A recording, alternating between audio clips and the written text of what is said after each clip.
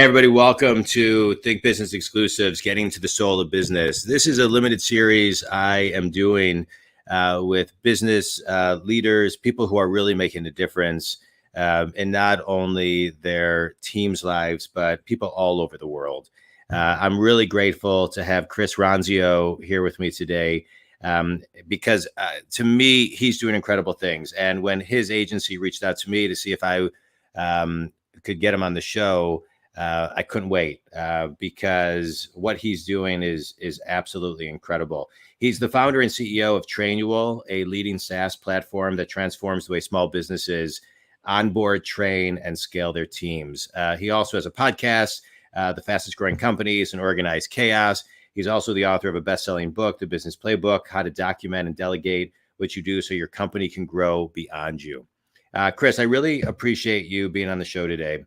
And where I want to start is what I find so interesting about people is what kind of gets sprouted in them at an early age. So here you are, and you are helping the world become a better place by training people, and close to 60,000 business leaders are cutting through the noise with your content. And we'll get into the numbers of the type of companies that you're helping, but what in you drives you to help train others? Hey, John, thanks so much for having me. So what in me drives the training of others? I think the reason Trainual exists and what really excites me is I want to make business easier, small business easier. And having grown small businesses and worked with small businesses my whole life, I know how hard it is, how burdensome it can be, how it takes over your life. And I want to, just like the podcast says, organize chaos. I want to make running a business a little easier. And it's something I've always been interested in since I was a little kid. Maybe it was like OCD kind of tendencies, but color coding my closets and just keeping everything organized was always my thing. And so I'm just taking that to the business world. Yeah. But in many ways, I think sometimes we kind of teach our pain, right? And so I think so many businesses come from, that type of depth. And so, when it sounds like you're half joking about OCD and things of that nature. But where was the struggle that of your journey that got you to even want to kind of have a solution to make things easier for others? So I guess what I'm asking also is, where was it hard for you that really struck a chord to make it easier for other people? Yeah, so my first business was a video production company called EVC, Event Video Company. So I wanted to be like NBC, ABC. Well, I've got EVC, There you go. Okay, I like it. Event company.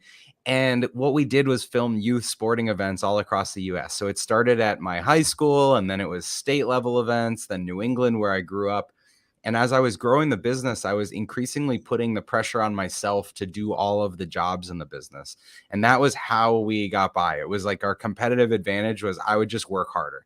I would spend all night editing. I would do my homework like in the morning, sitting on the floor outside of the classroom, and because I was working all night on my new website or whatever it was.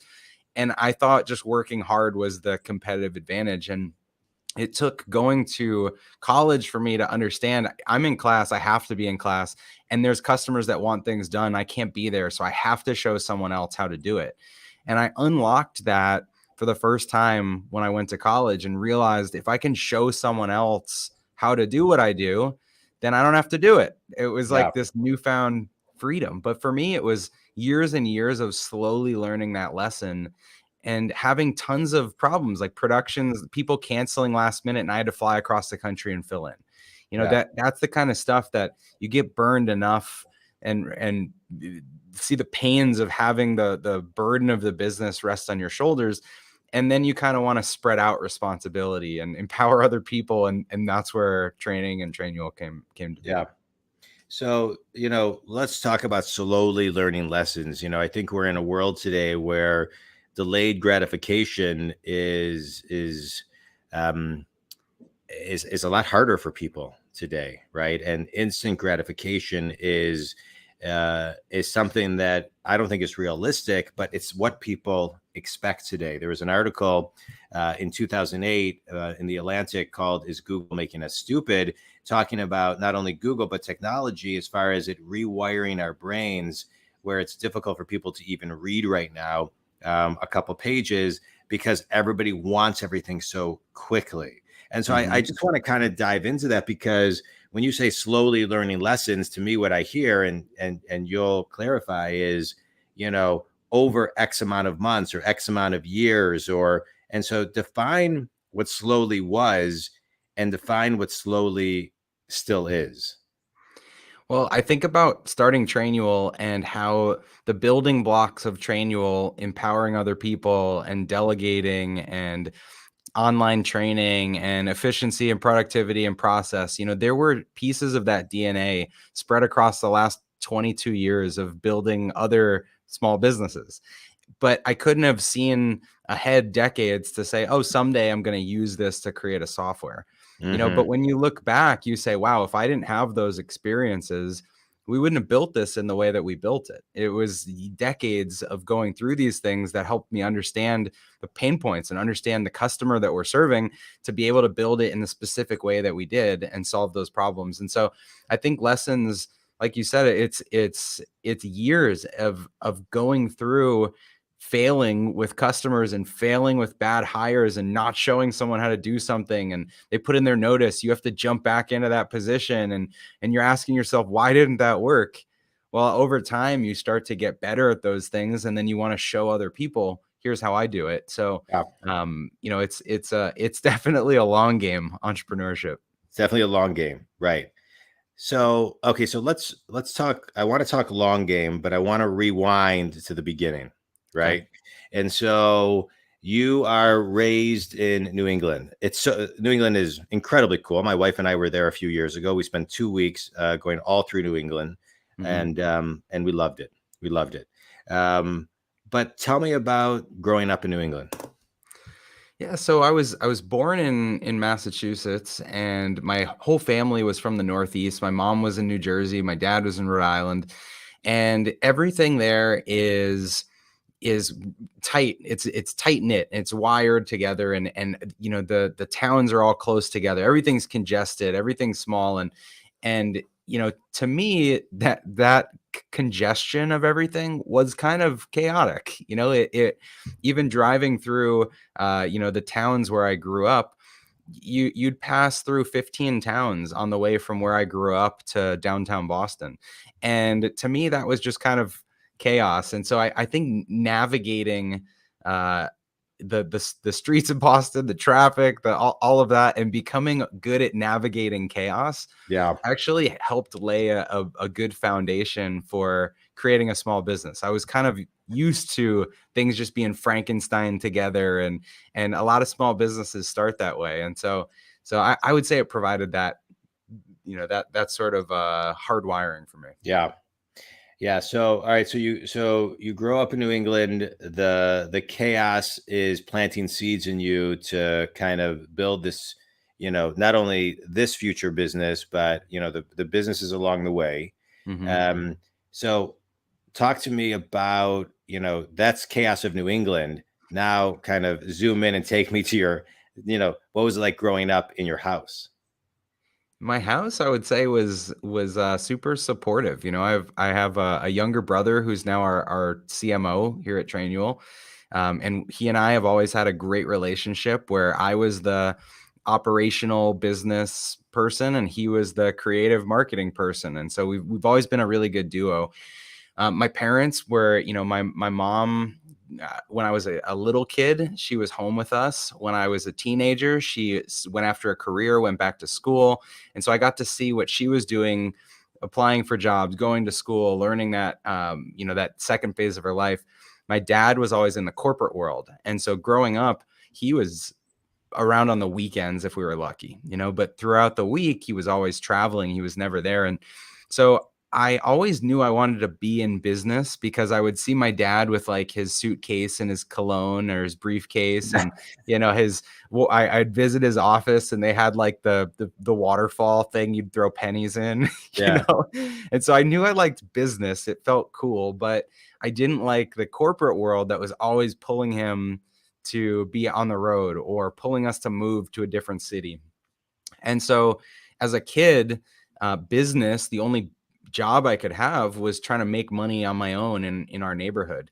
And so it was, cleaning people's patio furniture and cutting grass and finding all sorts of odd jobs to just kind of like make $20 to go buy a CD, or Yeah. make $50 so I could buy some basketball shoes.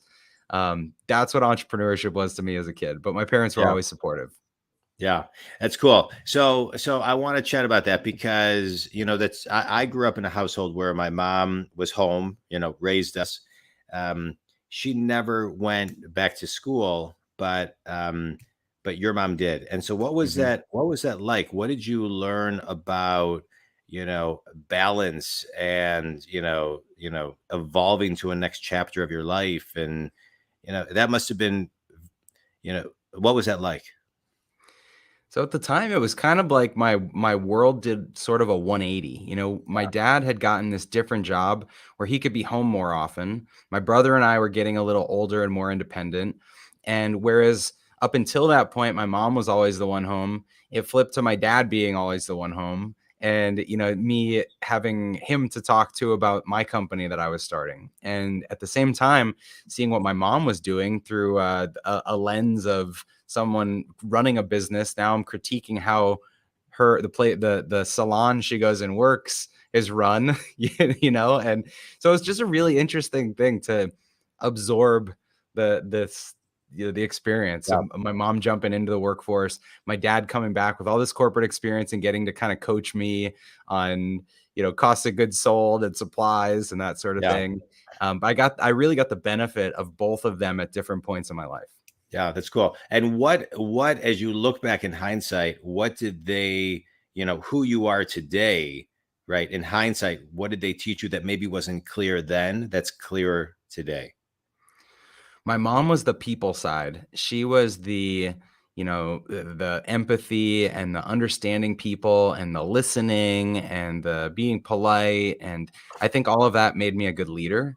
And Hmm. then my dad was the like execution, critical thinking side. And he had a couple sayings. One was do it now. He would always say to me and my brother, do it now, do it now, do it now. And in at that time, the context was like, I would leave my shoes on the stairs or something. And Right. do it now is like bring them up to your bedroom, don't walk past them. But in my head, it really helped ingrain to stop procrastinating, to actually Yeah. execute and get things done. And so both my brother and I have realized now, years later, that just that simple do it now has made us execute on ideas. We get together and brainstorm and we think of all these things. And then a week later, we put them into motion in the company. And that I think stems from my dad saying, do it now. So that was Yeah. a important lesson. I love it. So I want to talk about that. So here you have your mom who's more of the people side, the empathy, your dad's kind of the execution, do it now. And now you have a piece of software that has execution and empathy in it. Right. So I don't think that's a coincidence, right? And so I think one of the things that people look for in software is, okay, the execution is there, but how does it feel when I'm using it, right? Is it intuitive? Does it kind of connect with my people, right? And so kind of Mhm. talk about how, maybe those influences helped create and be part of, or the energy of Trainual. Yeah, it's so interesting, the connection. I love how deep you're going with this because, like I couldn't have predicted. It's not like in Right, high school when my parents are like sitting me down and having conversations at the counter. I was thinking, oh, someday this is going to be useful in my right. business.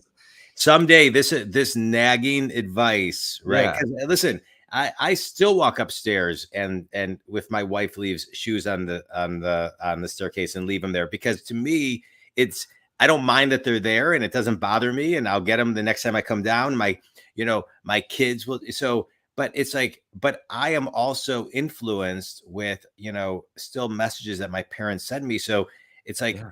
you never know where they will sprout, is my point.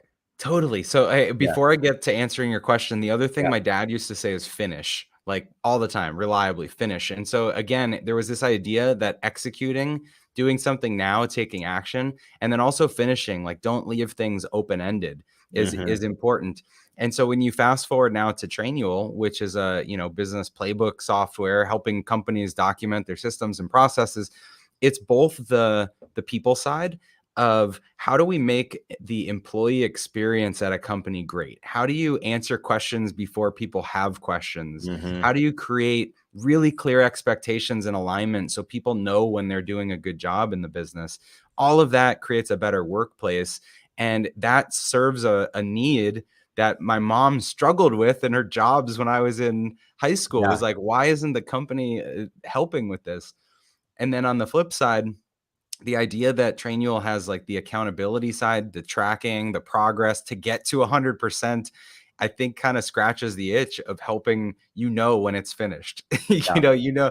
Like get started, make some progress, and know that you're actually caught up, that you're up to speed. And Yeah. it's funny. I've never unpacked that the business actually does those things, Yeah. stemming from my child. This is like a therapy session. Yeah. But I want to talk about the idea of finishing, right? Mhm. Because finishing is partly technical and partly intuitive, right? So Mhm. it's like there's instincts involved there. So, I had my own business with my brother, so I know what it's like to work with my brother. When I graduated college, I was 23. He was 25, and we started an internet company. This was, in 1995 that we ultimately sold. It was an incredible experience. Wow. Um, and we intuitively knew kind of that it was time to sell. We intuitively knew, and every week we would incorporate new things into the company that made sense. But it was partially because we learned it, but we could learn 20 things that week, but knew to incorporate the one thing, right? Mhm. I'm not saying we were always right, but and so Yeah. how do you know? So I want to tap into that because I think that's really important. So how do you know? I'm a business coach. I talk to people, for solopreneurs to Fortune 100 companies, everything in between, all day, every day. And a hard thing for people is making a decision, Yeah. right? And so, and a lot of people that I work with are reading articles, reading books, listening to books, right? Learning a ton of new things every day, listening to podcasts. Mhm. How do you know the one thing that you got to implement to evolve the business, the level of consciousness that week? I just want to kind of tap into your instincts with it. Yeah, it's a good point. So when I say finish and do it now, I don't mean do everything and finish everything. And I think that would be a misinterpretation, because there's so many opportunities that come onto our plates and so many ideas. So finish in a lot of ways can be checking something off your to-do list you didn't do, but you're not going to do it and you don't care anymore. Hmm. Like it's in a way, it's you're just stopping it from lingering, from sitting Yeah. there. And so how you filter that decision, how you decide what you're going to do and what you're not going to do, to me, it's like the things that keep bubbling up. When we Hmm. talk about something a couple times, you're like, oh, I just got to get this done. Like now you're Right. just inspired to take action. Right. Whereas if you have some obscure idea, I get these a lot when I'm running. I run with my phone and I just jot these ideas down in a shared notepad that my chief of staff, my assistant has, and then we'll Yeah. have a meeting about it. And even in those meetings, I'll be like, yeah, that idea is stupid. Can't Yeah. like cross it off the list. I never want to see it again. Yeah. But you have to have just the bigger context of what are we trying to do in the business? Does this particular project or idea or task relate to the thing that we're trying to do in the business? And then just do you have the gut instinct, passion behind it to say we need to move on this thing because it keeps popping up into my head. Yeah. So let's talk about that. So the we do we need to move? It keeps popping up in my head. Now connect the dots for the listener on, is it what the people are asking for? Is it what you're hearing from inside the walls? Is it what the client is listening for? Or is it just a good idea fed by your own internal ego? Not you. I'm just saying in general, right? So I think there's a lot of times CEOs, business owners, C-level execs make decisions, but they haven't listened to the client to know Yeah. what the client wants. So they can't, they're like, wait, why isn't this selling? Why aren't we building market share? Well, did you ask your audience? They're like, no, we just assumed they wanted it. So just kind of talk about the connection of that, of that kind of bigger picture type stuff that you're evolving.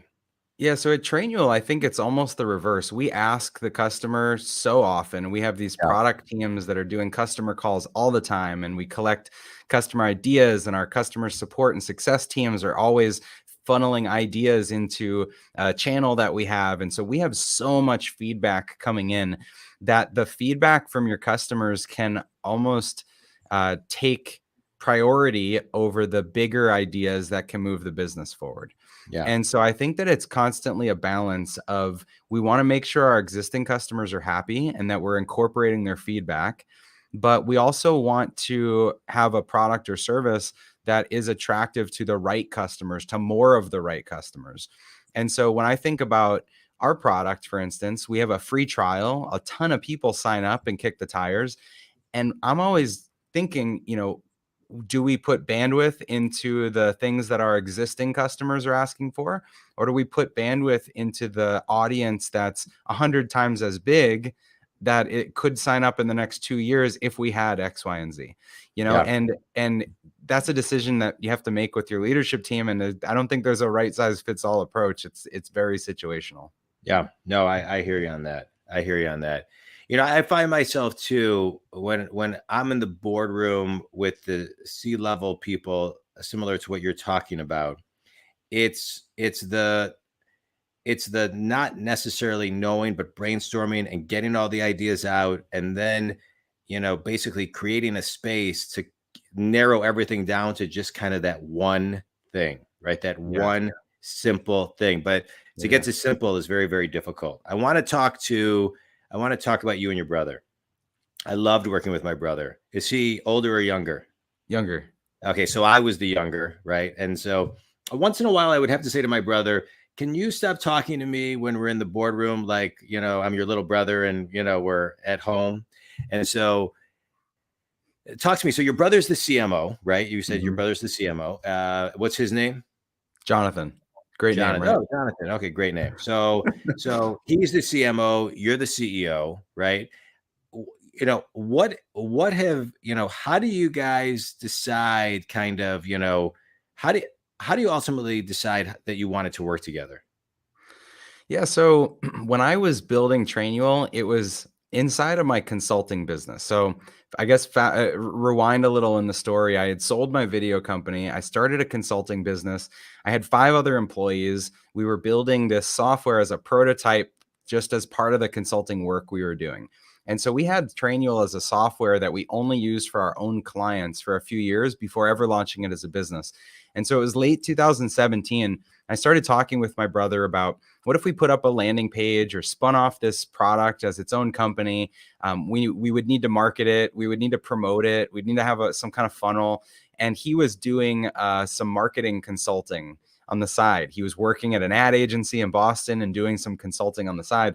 And he said, "That sounds fun. I'll do that little side project with you." And so he convinced the ad agency he was working with to let him work remotely.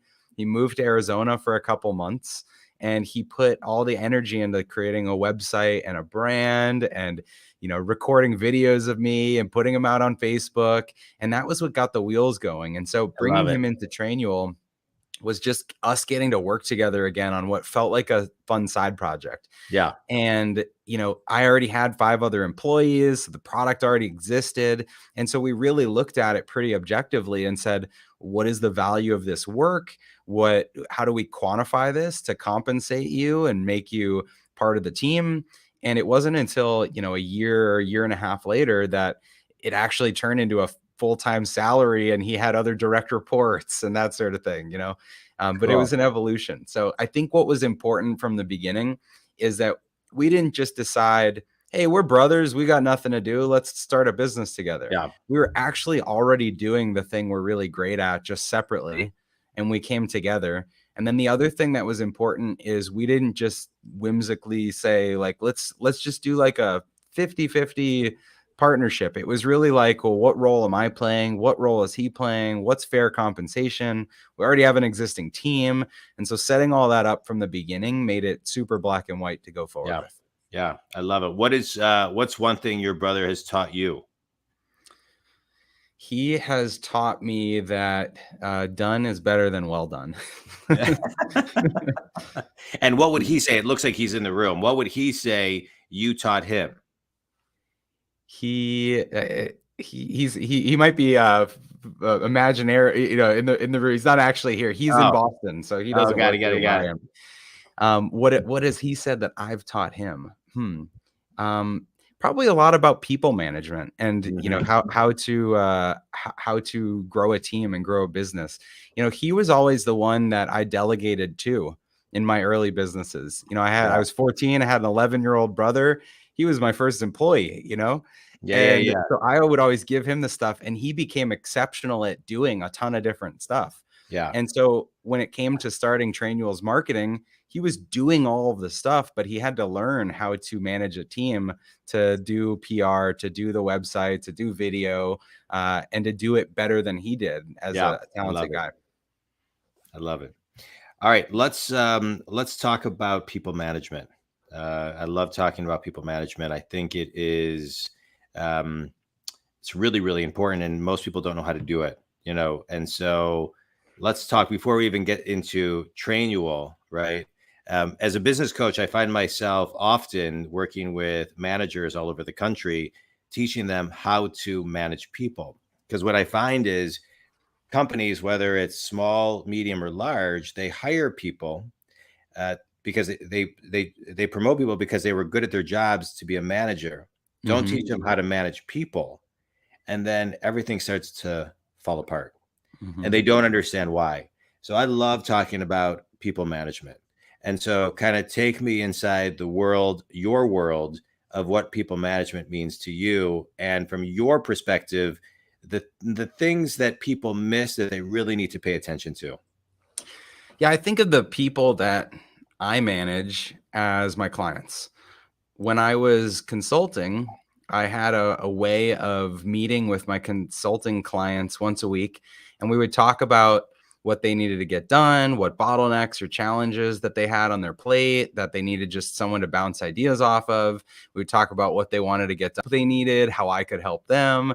And then I'd come back again a week later and we would recap and do the same thing all over again. And I didn't realize I was building this skill in people management. And now that I have a team of direct reports, a leadership team, I think of them very much in the same way. Like they are running their own business, their Yeah, own team, and I am they're my client. And so my job is to show up and listen and provide space for them to give me updates, put challenges on the table on the agenda for us to talk through. And it's very much bottoms up. And so I think a lot of people think of management, maybe from the outside, if they haven't done it, as, oh, I have to actually manage the person. The word sounds like you're coming in and doing all the work. But I really think that management, people management, is about the person coming to you and you being there to support them, and help them however you can and provide accountability and yeah, share experience. And that's worked really well for us. yeah. It's awesome. Um, I want to talk about providing a space, right? You mentioned providing a space. I'm a really big believer in that. Like part of management is, I would say a big part of management is not telling people what to do, but creating a space for them to raise their own awareness, right? And so it takes patience. It takes, you mentioned this word a lot, listening to your people. And so talk about, that space that you create, because there's a lot of time and patience and proper energy and tone and cadence of it's a very sacred space, and that's what people I think miss. They try to kind of managers try to rush through the day. I got a big checklist, but managers have, in my opinion, and I see it in the ones that I train, who transform to creating a sacred space, it evolves the game rather quickly. So can you just kind of talk about what you mean when you talk about providing a space? It's almost like farming, like growing plants, and you're trimming bushes, you're watering, you're walking up and down the aisles, you're observing, you're trying to understand where the bugs are.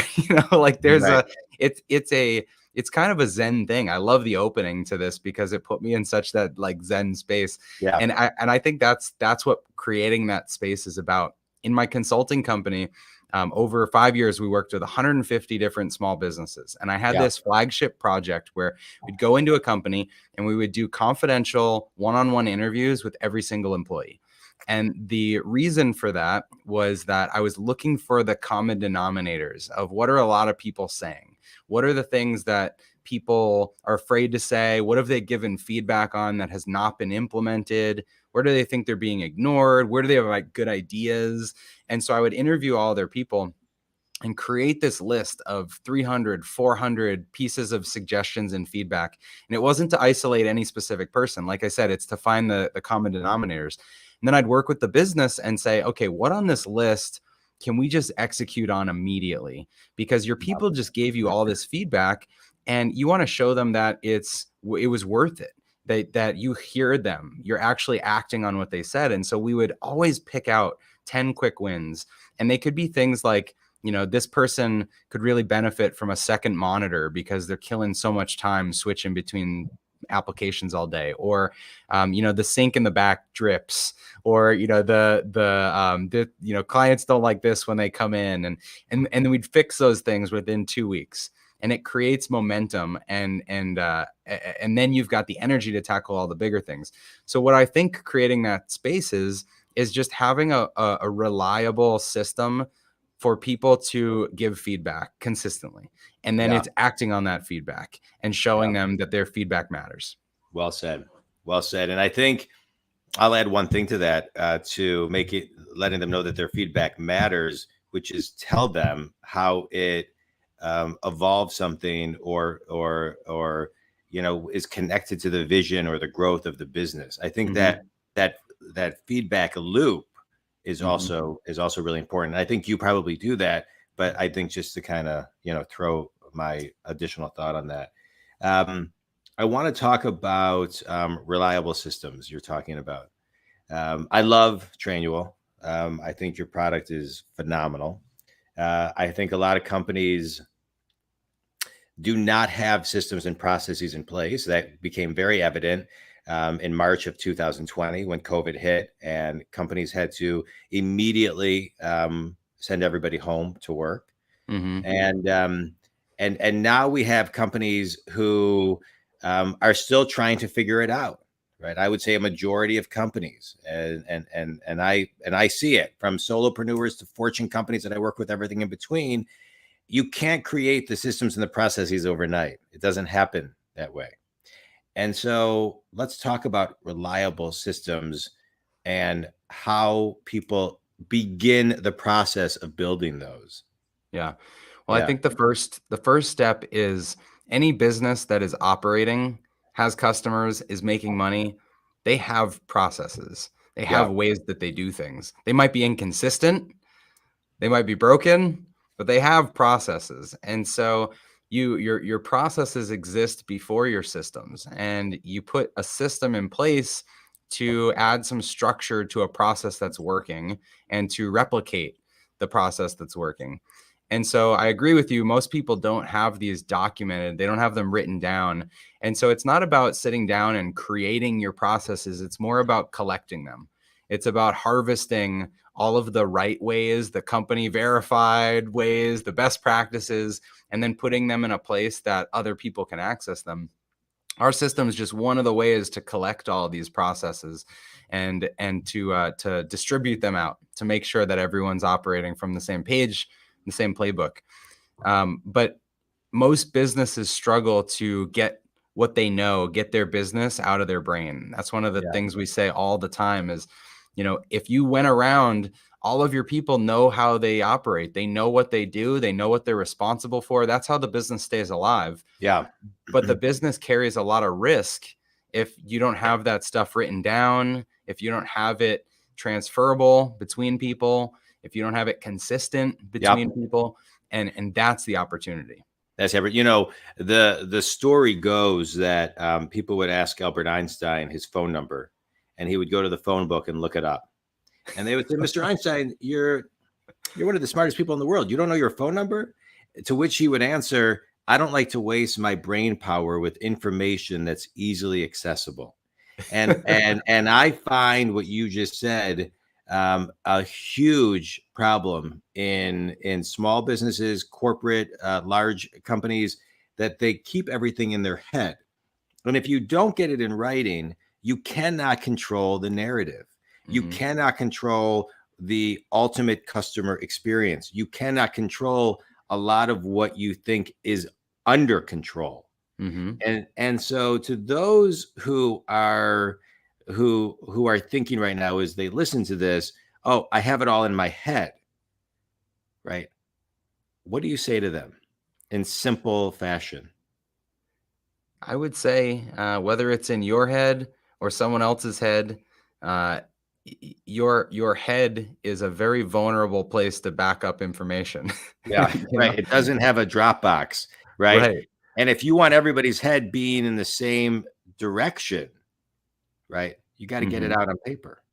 Yeah, and it doesn't have to be written on paper. It can be recorded on video. It can be a screen recording. It can be a Yeah, series of photos, however you capture how you do something.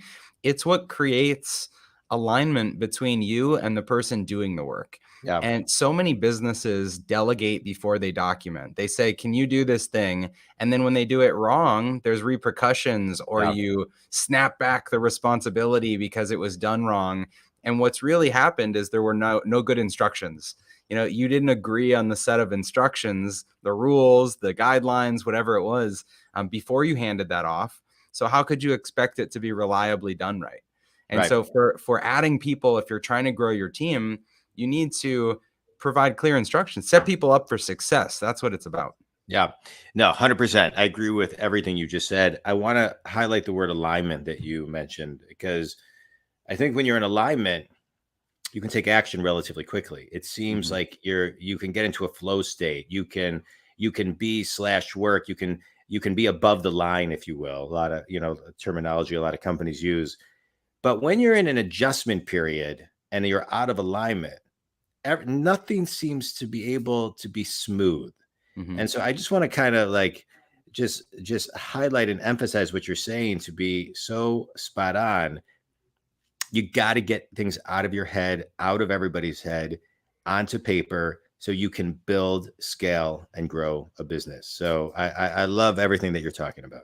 And I'll add on to that when you're getting things out of your head, I don't ever recommend starting with SOPs or processes, because that is a really detailed thing to get out of your head. And so before you get to how to do something, you got to start with who does that thing.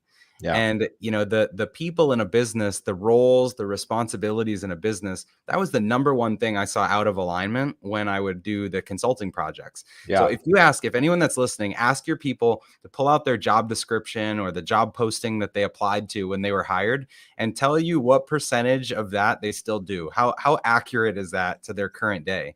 And yeah, the reality is that business has changed so much, and people take on new things, and you spin up new products and services that you probably don't do much of what you were hired to do now. Your role has probably changed a lot. And so you have to start there as a business and have perfect alignment between me as an employer. Here's what I value, stack ranked the yeah, stuff that you do in the business. Let's start there with the yeah. responsibilities on your plate. And then let's make sure that each of those are consistent across the other people that do them. Amen. Amen. All right. I want to kind of continue the conversations on systems and processes, but I want to know what yours are personally. So walk me through kind of your morning rituals, your midday, your, non-negotiable end of days. Like, walk me through the day of the Chris Ronzio, systems in a box. Okay. So Every night I use this app, this sleep timer app that wakes me up within a half hour of whenever my REM cycle Yeah. is right. So I get up between 5 and 5:30 every morning, go downstairs, have some water, make some coffee, sit in my office, my home office, and I do a 5 minute, 10 minute meditation thing, usually on Headspace, and then I write in my journal. I have this iPad that I mentioned my EA and my chief of staff. They have the same one, and our notes all sync. So I write in there tasks, things I want to accomplish during the day, and then I get ready and do some kind of workout. So I've been training for half Ironman events. We sponsored one. It's the Trainual Ironman in December. So I've been biking and swimming and running. I'll do that in the morning and listen to some kind of podcast whenever I'm not in the water. Okay. Because that gets my mind going. So again, I'll be adding things to my list, ideas as I'm doing that. 8 a.m. every morning, I have a call with my EA and chief of staff. It's like a 15-minute stand-up to talk through the schedule of the day, talk through the highest priorities of the day, non-negotiable. I always do that. And then the rest of the day is broken up depending on the day of the week. So Mondays and Thursdays are my internal team meetings. Tuesdays, Wednesdays, Fridays are either slated for podcasts, external meetings, or just deep work that I got to get done. So we try to Yeah. put a theme to the day. That way I Okay. can just stick on that type of work and be really productive. I wrap up every day at 5 or 5:30. Go home for dinner every day, unless I've got some kind of important commitment that I got to go to. Date nights once a week with my wife, super important. Been married 11 years, and then just like fun time with the family. So Yeah. that's kind of my routine. Good. Good. I like that. Talk to me about meditation. I'm a big meditator myself. I do it every day. It's the first thing I do when I wake up. So Mm. talk to the Think community about the power of meditation and just those moments. I just want to share this too, because one of the things I do when I am coaching, whether I just did this at a YPO 2-day event that I facilitated, or a keynote, or trainings. I was sharing with you, I'm going to be in Arizona, and one of the things I always incorporate is meditation. I call it executive time or Hmm. silent time, because sometimes people, they're like, oh, I don't want to meditate, this and the other. But once I get them to do it for 2 minutes, and I have these like 2-minute timers, it can be, the feedback I get is that was the greatest, or that was the greatest, and that was the most difficult 2 minutes. Yeah. Um, but most people do not slow down to Yeah. just do nothing. Yeah, it's super powerful. So when I do it in the morning, it is 5 or 10 minutes, like I mentioned, of just sitting and listening to some guided instructions, thinking through my breathing, kind of doing visualizations of whatever light is flowing through the body, something like Yeah, that. And sure. what happens is it's kind of like we talked about earlier, creating space for thoughts and everything to creep in. And if you're just going and reactive to the inputs that are coming in around you, then you don't have a chance to reflect and let surface the important insights that are coming from you instead of from Yeah, somewhere else. And so just that like 5-10 minute pause in the morning just gets my mind going of all the yeah, things that I want to accomplish, or something I forgot about, or something that's bothering me that I need to resolve. And then the other thing it does is there's usually a prompt in the thing I listen to at the beginning that says, remember, think about why you're doing this. So when I'm waking up and doing this, it's always before my kids are up and my wife's up, and it just puts me in the right state of mind to be yeah, a good dad, a good yeah, person, to totally. like come out, greet the kids, not just be running through the kitchen to get to whatever I'm trying to do, but say like, "Hey, good morning. Did you have any dreams? Do you want anything for Right. breakfast?" Like, and when I start the day doing that stuff, it makes the day so much better. Yeah, I love it. Well, and I think, I just want to kind of talk about this real quickly. You talk about allowing light to kind of come through your body, right? Mhm. I know what you mean by that, but define what you mean by that. So I'm thinking of a particular, meditation track that I listen to. And what it's doing is it's just, you're imagining like a pinpoint of light or something, and then you imagine that light spreading. And just by going through those kind of visualizations, it makes you puts you in a space where you're not paying attention to the physical inputs of like what the chair feels like or what the Yeah. sounds you're hearing. You're letting your mind just start to not be disrupted by anything else. And I think that it's a unique state to put yourself in, Yeah. to be open to, almost like subconscious thoughts and ideas that come to you. The Yeah. other thing that's been powerful for me is if I'm ever having a day that's just kind of a drag or I'm tired or something, I'll do like a 3-minute or 5-minute afternoon meditation. And it's like I went to sleep for 8 hours, Yeah. and you wake up so energized. So that's another Yeah. good hack. I meditated. I interviewed somebody the other day who gave me a new meditation that I've been doing every day, incorporating it kind of into my meditation. And I don't remember what it's called, but it's you take 4 inhales through your nose. You inhale for 4 seconds in your nose, through your nose.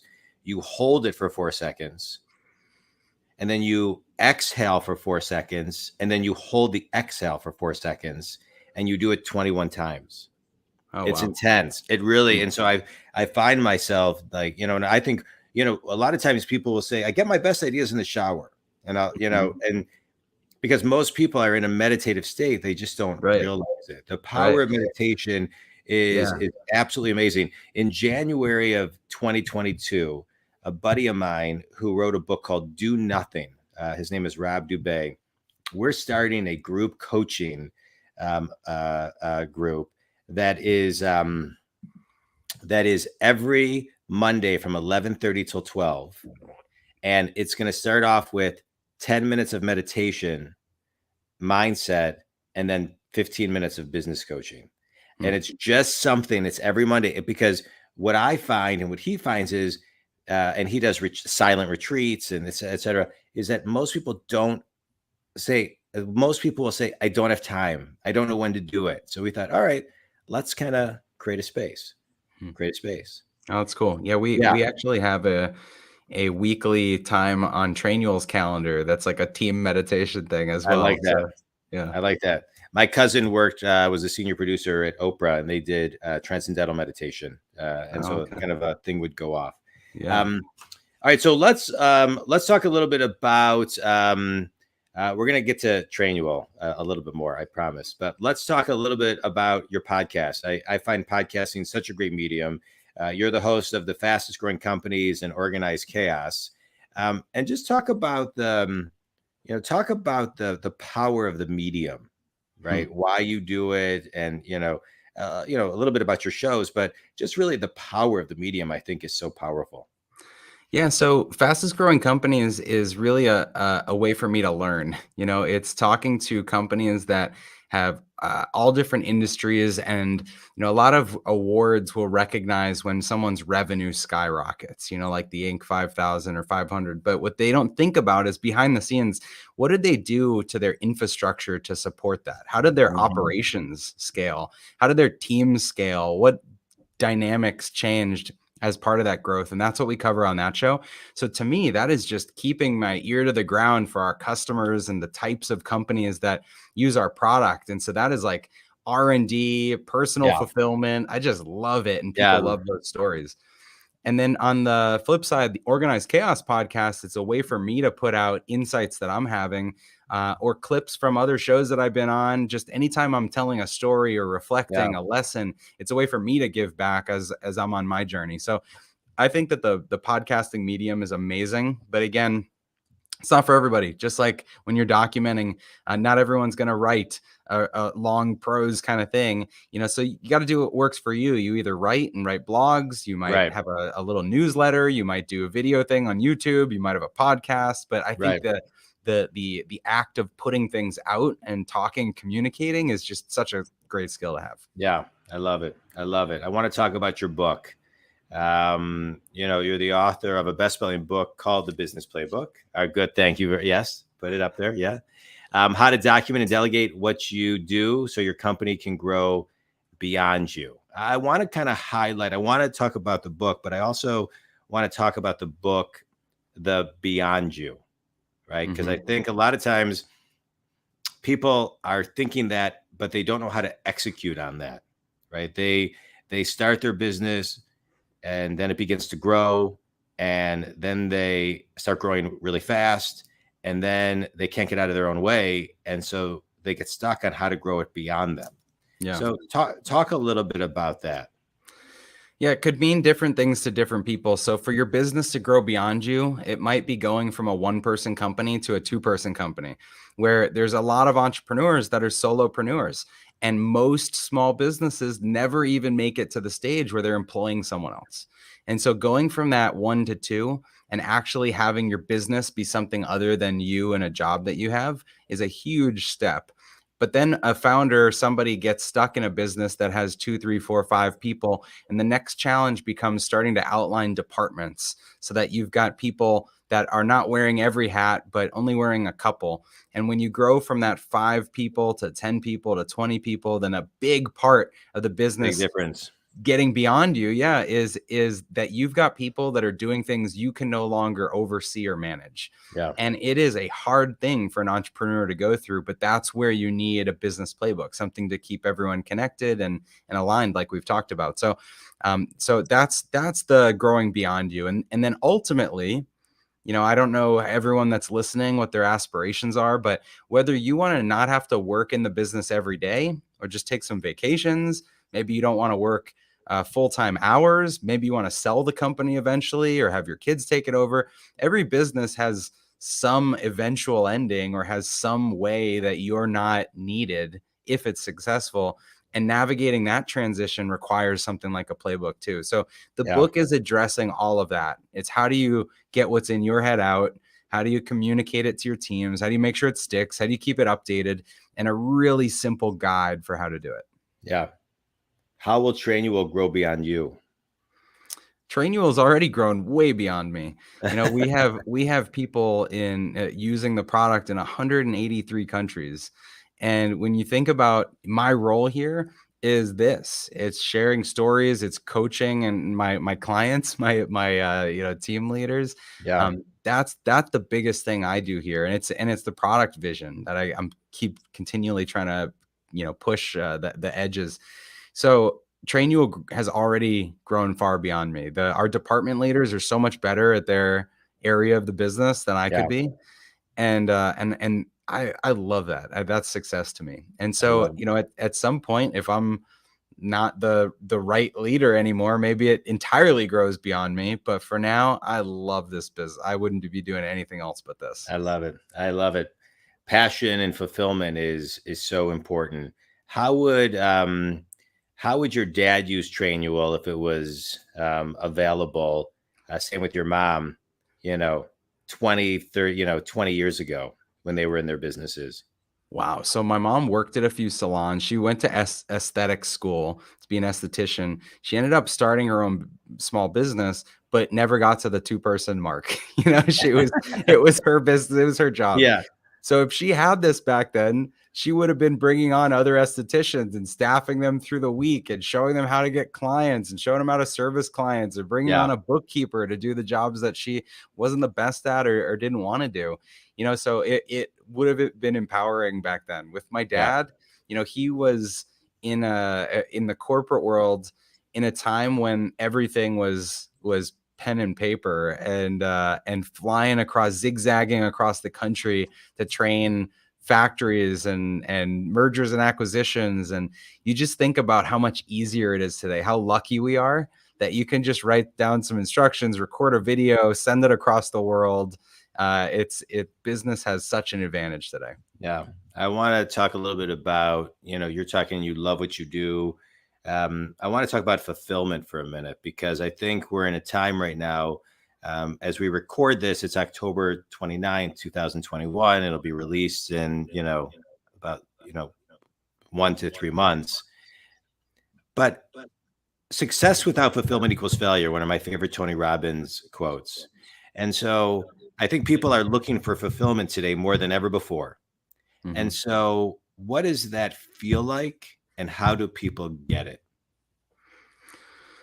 So, what does fulfillment feel like? We talked earlier about being able to work and see the impact of your work, closing that loop. You added on to what I was saying. And I think that's fulfilling. I think when you work and you never see what the outcome of all your hard work is, it's hard to be fulfilled. But entrepreneurs and everyone within a business needs to pause and celebrate success a little bit. Hmm. And when you take the time to celebrate your wins and, praise everyone around you and look how far you've come, reflect back, measure against where you started, that's really fulfilling, at least to Yeah. me and to people in our company.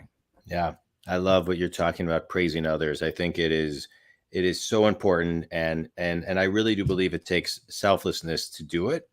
I also believe that 95% of every culture is driven by the energy of the CEO and how they move and talk and walk. And I'm not surprised that I love your products, promote your products all the time, knowing that it came from kind of, your mind, just kind of knowing how you operate. And so now I know we're almost an hour in, but let's talk about Trainual, right? And Sure. so, um, let's talk about Trainual. So, tell the listener Trainual and what it can do for them. So Trainual started really simple as your business needs a manual or some instructions for how it works. And then you need to train or communicate that manual to your people, both when they're first starting at your company and then anytime the instructions change and you want to make sure everybody is up to speed on the newest best practice. So Trainual, we call it a business playbook. It's for the profile of your company, your story, your founding story, your values, your mission, just what makes you you. It's to capture everything about your people, your team, who does what, your org chart, your roles and responsibilities, about your policies, like your handbook, your rules, what's okay and not okay in your business, and then your processes, your SOPs, what makes what you do consistent. So, like I said, we've got thousands and thousands of people around the world using it. It's a really simple, easy, accessible product for people that are scaling up from just a couple employees to hundreds of employees, and we're trying to keep it easy and fun at the same time. Yeah, I love it. Let's talk about easy, right? As we kind of close out this interview, and I'm very grateful and appreciative of your time. How do people get to easy, right? I think it was Mark Twain. I may be botching this up a little bit. I think it was Mark Twain who said, if I had more time, I'd write a shorter But story. And sure, then I yeah, think yeah, yeah, Winston Churchill said, if I had more time, I would write a shorter speech. Getting to easy is very difficult. yeah, And so talk about the journey and the formula to get to easy. yeah. Hard is easy. Easy is Yeah. hard, right? Yeah. It's that commitment to efficiency that we talked about at the very, very beginning of this. You Yeah. know, you start with something that's complex, or just like when I grew up in New England and how they layer on streets and houses and the whole infrastructure is nuts there.